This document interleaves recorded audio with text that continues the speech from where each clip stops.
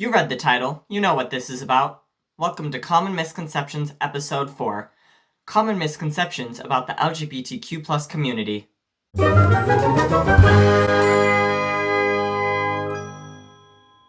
Now, for those of you who know me, it is no surprise that I decided to make this video in June, which is Pride Month. Another reminder real quickly before I do get into this video, that this video is intended for educational and entertainment purposes only. Also remember that I am always here and willing to talk to you, whether it is in the comments section down below this video, or on any other social media platform that I may have. Feel free to reach out to me, and I would be more than happy to talk to you and discuss some things that are going on.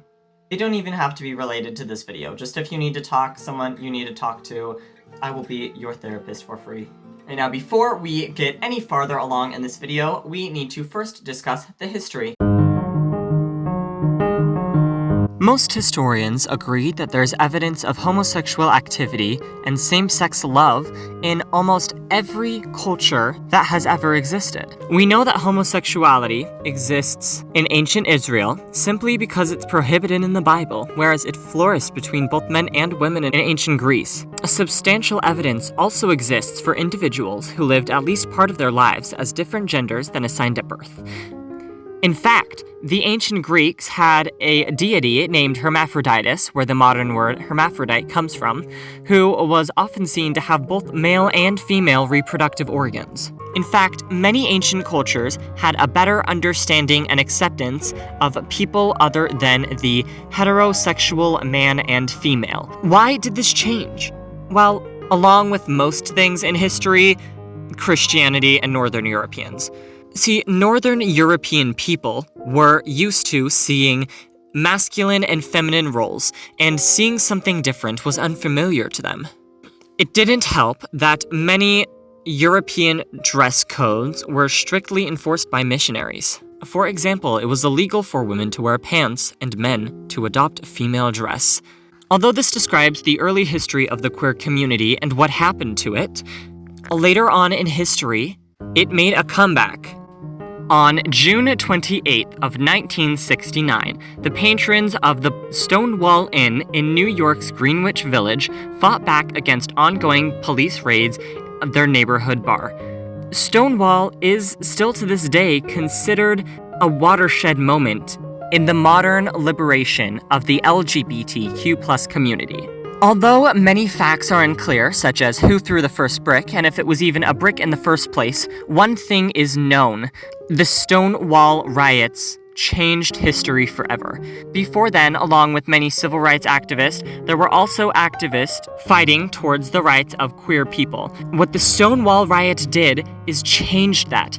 It was now taken more seriously than it had ever been before. Although this did have some great steps forward into the liberation of the queer community, there was one more massive issue that the queer community would face: the AIDS epidemic. Throughout the 1980s, the gay male community was decimated by the AIDS epidemic. What didn't help this matter is that many Christian pastors said that it was God's punishment for homosexual activity. In the same era, one wing of the political gay movement called for an end to military expulsion of gay, lesbian, and bisexual soldiers. Although the queer community is still fighting for the right to be heard, major steps have been made in the most recent years, with gay marriage first being recognized in the Netherlands in the early 2000s. If you want to hear more about gay marriage and how that has evolved, feel free to check out my last episodes of Common Misconceptions, where I break down the common misconceptions about gay marriage. Before we do go on, I am going to cover a few of the more common sexualities that are seen in the queer community. Of course, take in mind that this is only scratching the surface, as there is so much more to learn. However, I feel like sort of expanding on these ideas and giving you a brief idea of what they are will make it a little bit easier for you to understand this video if you did not already know about any of them. Number 1, bisexuality. Bisexuality is not as easy to pinpoint down. In fact, the definition is changing rather frequently. Traditionally, the definition was attraction to both genders. However, as the human concept of genders has evolved and changed over time, many people have opted to change this definition. Some people use the definition of attracted to your and other genders in order to include genders such as non-binary. Number 2, homosexuality. This is the attraction to one's own gender. They are often referred to as gay and lesbian. Number 3, heterosexuality. This is also a term that a lot of people are familiar with. It's often thought as the default because many societies still consider this the most correct type of sexuality, whether that is true or not.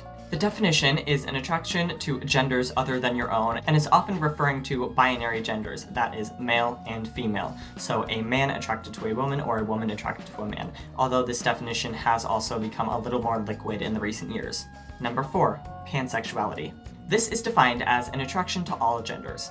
It is often confused with bisexuality. Number 5, polysexuality.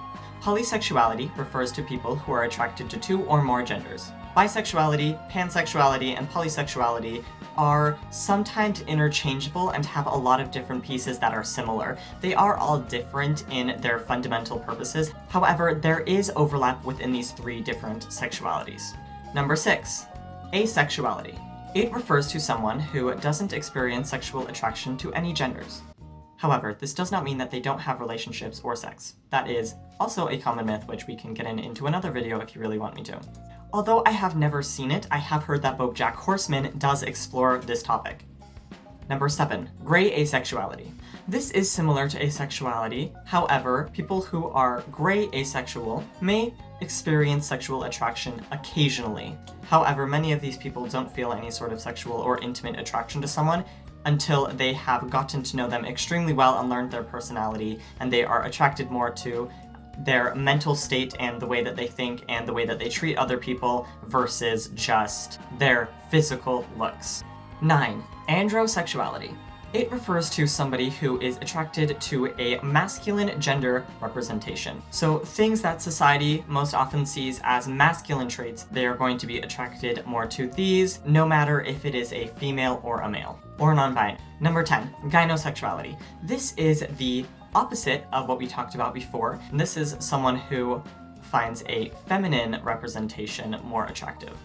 Now again, just a reminder that this does nothing to talk about everything. There is still so much more to learn and so much more there, and I'm going to be completely honest, not even I know about all of the different sexualities and gender presentations out there. However, these are 10 of the more common ones that would be good to know about. Also take in mind that some of these definitions, although considered to be mostly accurate right now, can change and evolve at later dates. And a lot of these definitions aren't set in stone either. Before we get into the main segment of the show, I would just like to give a shout out to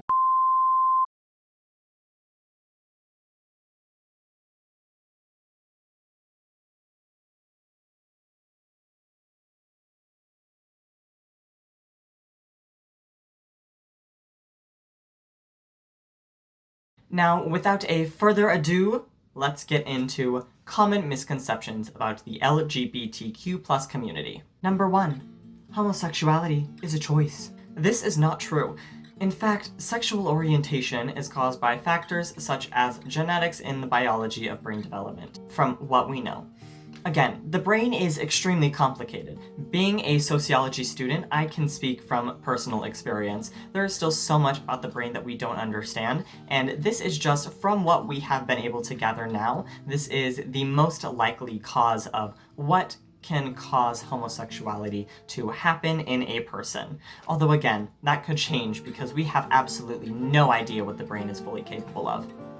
Also, it can't be changed, so electroshock therapy is completely ineffective. Also, humans aren't the only thing that experience same-sex attraction. Over 500 species of animals experience same-sex attraction, including penguins. Number 2, my child will turn other children gay? That is completely inaccurate. The argument for this comes that most people say, well, if somebody is exposed to this, they're going to think it's okay and want to emulate this, when in fact, that is not true. I can tell you from personal experience, I was raised in an extremely Christian household, and many of the things that I consumed also contained those same morals and thoughts that my parents did.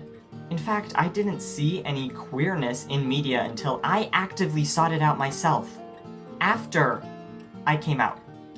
The website strongfamilyalliance.org breaks this down a little farther, saying, although children and adolescents may imitate or influence each other, sexual orientation is not something that is learned from peers. Others might come out to your child not because they are recruited, but because they recognize a common bond. Fun fact time! Quickly, I want you to grab a gay, whether it's you or a friend, and ask them, do they like horror?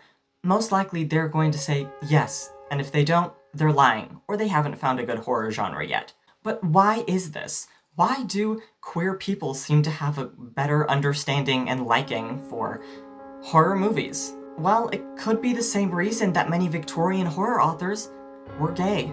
Many authors of the Victorian classics identified as some sort of member of the LGBT community. Of course, this was back in Victorian times, so they didn't have words to put in what they felt, but it's true, many of them did.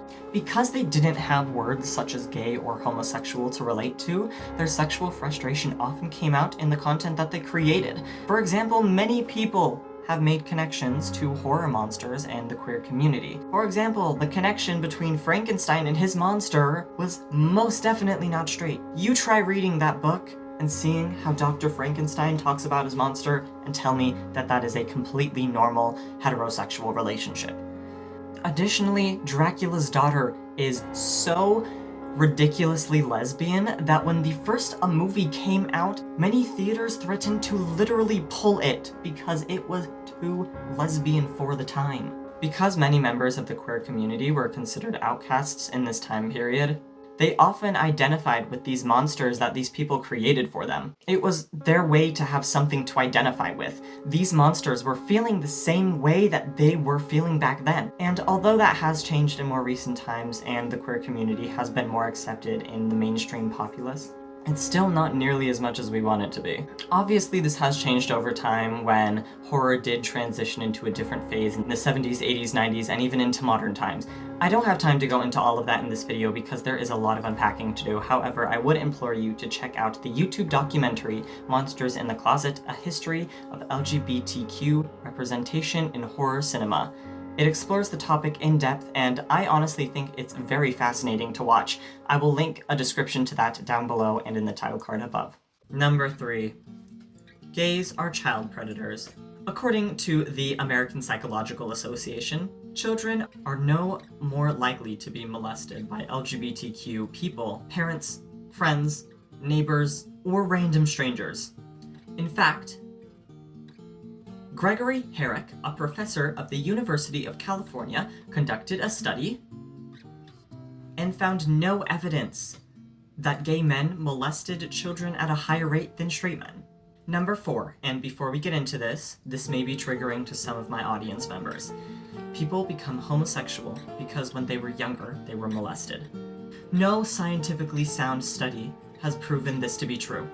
The American Psychiatric Association noted in a 2000 fact sheet available on the Association of Gay and Lesbian Psychiatrists that dealing with gay, lesbian, and bisexual issues, that sexual abuse does not appear any more prevalent among children who grew up and identified as gay, lesbian, or bisexual than in children who grew up identifying as heterosexual. Similarly, the National Organization on Male Sexual Victimization notes on its website that experts in human sexuality fields do not believe that premature sexual experiences play a significant role in late adolescence or adult sexual orientation, and added that it is unlikely that anyone can make another person gay or heterosexual. Additionally, in 2009, Dr. Warren Throckmorton, a psychologist at the Christian Grove City College, noted in an analysis that the research on sexual abuse among LGBTQ+ population is often misused to make inferences about the causation of homosexuality.